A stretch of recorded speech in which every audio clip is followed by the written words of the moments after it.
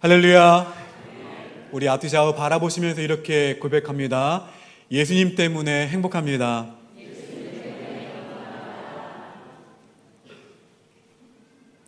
그래도 무사히 잘 오셨네요.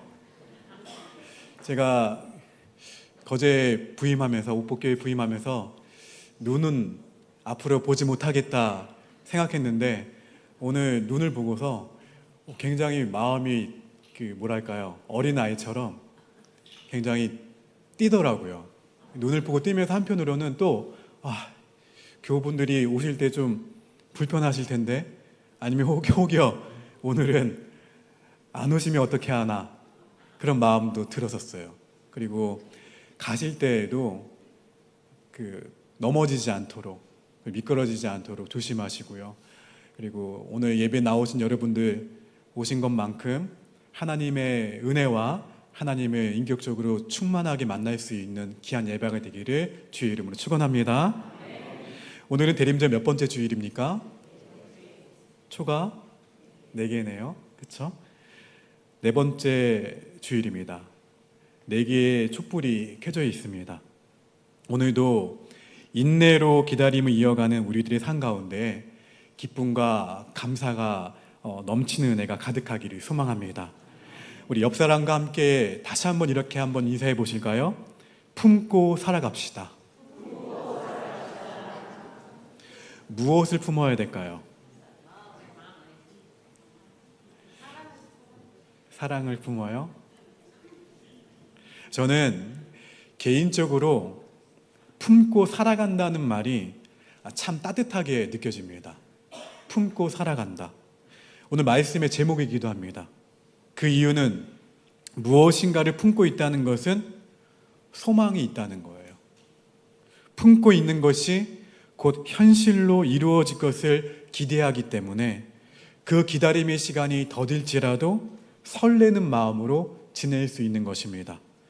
여러분이 특별히 오늘 마음 가운데 무엇인가를 품고 살아갈 때 하나님의 기쁨이 여러분의 삶의 현실에 곧 이루어지는 은혜가 있기를 소망합니다. 오늘 우리는 대림절 4번째 주일을 맞이해서 특별히 기억한다는 말이 무슨 의미인지에 대해서 말씀을 나누고자 합니다. 기억한다. 이 기억한다라는 단어가 성경에서 처음 쓰인 곳은 창세기 8장 1절입니다. 우리 함께 읽어볼까요? 시작.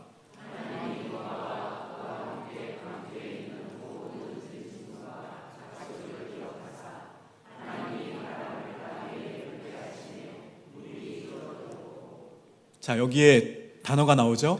기억하사. 자카르라는 말입니다. 히브리어로 자카르. 즉 무슨 말이냐면 마음의 색이다, 마음에 깊이 간직한다라는 말의 의미가 담겨 있어요. 그래서 우리는 그냥 생각한다 아니면 기억난다 그런 의미가 아니라 어디에 새긴다고요? 마음에 새기다. 늘 염두에 두고 마음에 깊이 간직한다. 그 의미가 담겨 있습니다. 그래서 기억한다라는 말은 마음에 품다라는 의미로도 해석이 될 수가 있어요. 그렇다면 4번째 주일을 보내면서 우리는 무엇을 기억하고 무엇을 이 마음에 품고 살아가야 할까요? 여러분, 기다림의 절기인 이 대림절, 우리는 이 마음에 무엇을 품고 마음에 간직하고 살아가야 될까요? 오늘 말씀은 이러한 질문에 대한 답을 주고 있습니다. 오늘 말씀은 로마서 전체의 서론, 즉 인사 부분에 해당합니다. 바울은 로마에 있는 성도들에게 이 서신을, 편지를 쓰면서 자신을 소개하고 있어요. 본문 1절에서 자신을 소개하는 내용을 보면 예수 그리스도의 종, 사도로 부르심을 받은 자, 하나님의 복음을 위하여 택함을 받은 자로 바울은 자신을 소개하고 있습니다.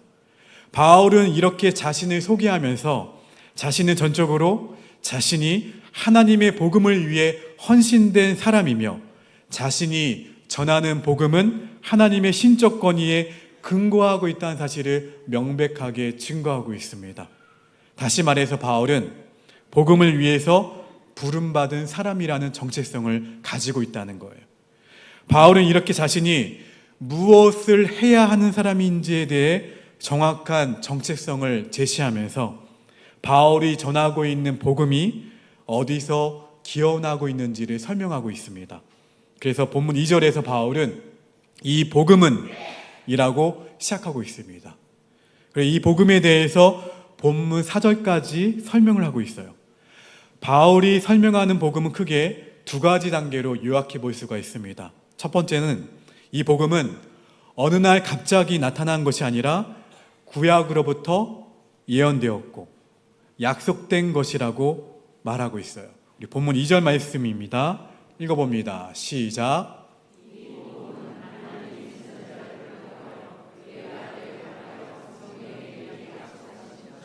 그리고 두 번째는 그 아들에 대한 이야기예요. 3절과 4절 말씀을 읽어봅니다. 시작.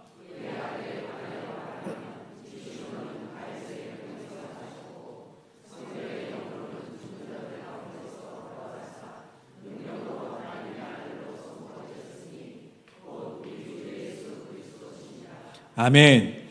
바울은 구약 성경에서 예언되었고 구약 성경에서 약속되었던 그 구원의 계획이 아들 예수 그리스도의 성육신을 통해서 성취되었다고 밝히고 있어요.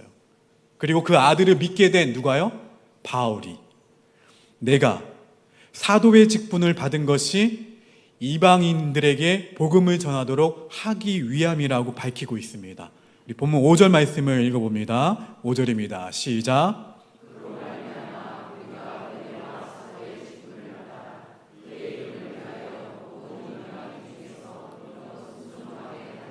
그래서 바울의 정체성은 이방인 선교에 있었어요. 따라서 바울은 이 복음을 전해서 이방인들이 복음 앞에 무릎을 꿇고 복음 앞에 순종해서 복음 앞에 구원에 이르도록 그 사명을 감당하도록 부름을 받았다고 말하고 있는 거예요. 그런데 이러한 사명은 사도 바울에게만 있는 것이 아니었습니다. 로마서를 읽어야 할 로마 교회 성도들뿐만 아니라 오늘 우리도 이방인을 위해서, 누굽니까? 내가 사랑하는 가족들을 위해서, 하나님을 알지 못하는 나의 태신자들을 위해서, 나의 가족들과 이웃들과 친척들과 우리의 직장 동료들을 위해서 부르심을 받았다는 사실을 이야기하고 있는 거예요. 본문 6절의 말씀입니다. 같이 읽어봅니다. 시작.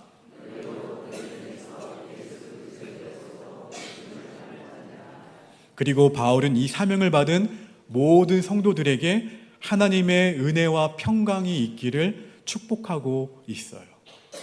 여러분, 오늘 말씀을 통해서 우리는 내가 바른 신앙 고백을 하고 있는지 돌아봐야 됩니다. 신앙 고백은 말 그대로 신앙의 대상이 누구인가를 고백하는 것이 신앙 고백이에요.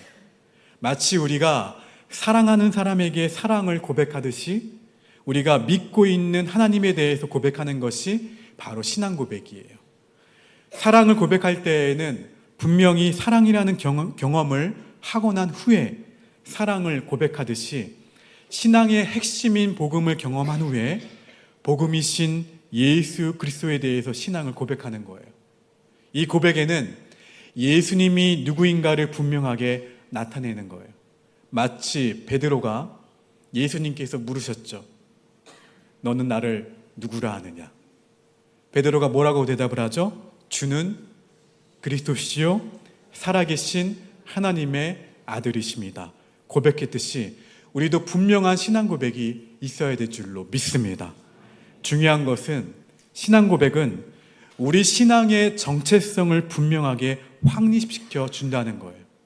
오늘 본문을 묵상해 보면 바울은 신앙 고백을 통해 사도적 정체성을 분명하게 하고 있습니다. 그리고 이 정체성은 곧 사명으로 이어져요. 사명은 내가 존재해야 하는 이유가 무엇인가를 분명하게 하는 것이 사명이에요.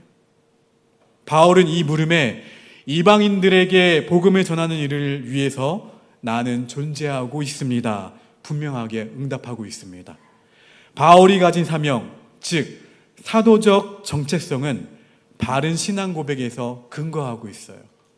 바른 신앙 고백은 이처럼 바른 기독론을 배경으로 합니다. 이 기독론의 핵심은 예수 그리스도가 누구인가를 분명하게 인식하는 것에 있어요. 그래서 바울은 자신을 소개하는 형식을 빌려서 자신의 사도적 정체성을 분명히 드러낸과 동시에 자신이 전하고 있는 복음의 핵심, 즉 예수님에 대해서 분명하게 드러내고 있습니다. 그뿐만 아니라 바울은 예수 그리스도의 기독론적 정체성이 바울을 포함한 모든 성도의 소명과 사명의 근간으로 제시하고 있다는 사실을 전하고 있어요. 따라서 바울은 이 복음을 전해야 하는 사도직에 그 정체성을 두게 되었다는 것이죠. 이것은 바울뿐만 아니라 오늘 우리에게도 주어진 사도적인 삶이에요. 바울이 이방인의 사도로 부르심을 받은 것처럼 우리 또한 이방인 사도로 부름을 받았습니다. 그래서 우리는 복음의 사각지대에 있는 이들에게 내가 사랑하는 가족들, 내가 사랑하는 이웃들, 내가 사랑하는 친구들, 내가 사랑하는 직장 동료들 모두 포함해서 누구예요? 태신자들에게 예수 그리스도를 전함으로 주님을 믿을 수 있도록 하는 사명을 감당해야 된다는 거예요. 여러분, 바울의 사명은 따라합시다. 모든 이방인들에게 복음을 전하는 것. 여러분, 이것을 기억하셔야 돼요. 바울의 사명은 모든 이방인들에게 복음을 전하는 것이었어요. 우리가 품고, 이 마음이 품고 기억하고 기다리는 분도 우리로 하여금 사도적 삶을 살도록 그 정체성을 제공하신 누구예요? 아기 예수님이세요. 대림절 네 번째 주일을 보내면서 우리가 분명히 해야 할 것은 단순히 예수님을 소개하는 것이 아니라 복음의 핵심이 바로 예수 그리스도라는 사실을 기억하시고 이 사실을 어떻게 하셔야 돼요? 전해야 한다는 거예요. 이 사실을 마음에 품고 살아갈 수 있게 되기를 주의 이름으로 축원합니다. 우리는 복음을 이 마음에 품으셔야 돼요. 복음을 마음에 품고 복음에 대한 분명한 정체성을 또 품고 살아가야 돼요. 바울이 복음에 대한 철저한 정체성을 가지고 살았던 것은 부활하신 예수 그리스도를 경험함으로 나는 죽었어요. 그 주님을 경험함으로 나는 살았어요. 누가 살았어요? 내 안에 예수가 살았어요. 나는 죽고 오직 예수는 살았습니다. 이렇게 살았기 때문에 그래요. 사실 복음의 경험은 자기의 죽음입니다. 따라서 복음을 위한 정체성을 가지고 산다는 것은 곧 죽어줌의 방식으로 살아가는 거예요. 나는 죽고 예수님만 살아나는 삶을 살아가는 거예요. 나의 헌신과 나의 섬김과 그리고 나의 친절함과 나의 포용과 나의 사랑이 곧 나를 죽이고 예수님은 살리는 삶의 방식이에요. 바울은 철저하게 이러한 삶을 살았습니다. 헌신했어요. 섬김을 베풀었어요. 친절을 베풀었어요. 포용했어요. 사랑했어요. 나는 죽었어요. 그리고 내 안에 오직 누가 살았습니까? 예수님만 살았어요. 하지만 이러한 삶은 바울에게만 적용되는 것이 아닙니다. 우리의 삶의 현장에서도 충분히 살아갈 수 있는 신앙의 덕목이에요. 따라합시다. 나는 죽고 예수로 살자. 할렐루야. 오랫동안 신앙생활을 해온 한 자매가 있었습니다. 이 자매는 무슨 이유에서인지 알 수 없었지만 항상 사이드 멤버였어요. 신앙의 중심으로 들어오지 못하고 항상 이 사이드에 머물면서 적응하지 못한 청년이었습니다. 그러던 중 목사님과의 신앙 상담을 하면서 그 이유를 알게 되었어요. 신앙이 좋았던 엄마가 당한 고난이 신앙이 좋았음에도 불구하고 엄마가 고난을 겪고 있어요.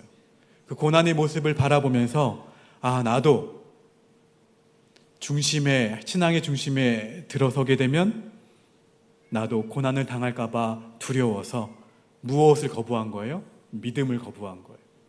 이것이 그 청년이 신앙의 중심으로 들어오지 못하는 이유 가운데 하나였습니다. 그렇게 많은 세월을 신앙의 중심에 들어오지 못하고 그냥 사이드에서 신앙생활을 했어요. 그렇게 많은 세월을 살아오다가 그 자매는 결혼을 하게 되었습니다. 신혼의 달콤함도 잠시뿐 라이프 스타일과 성격 차이로 신랑과 다툼이 잦았어요. 신랑은 끝내 혈기를 부리며 신부를 당혹하게 만들었고 싸움은 계속해서 계속이 되었어요. 심지어 이혼이라는 단어가 오고 갔습니다. 그러면서 목사님과 상담을 또 했어요.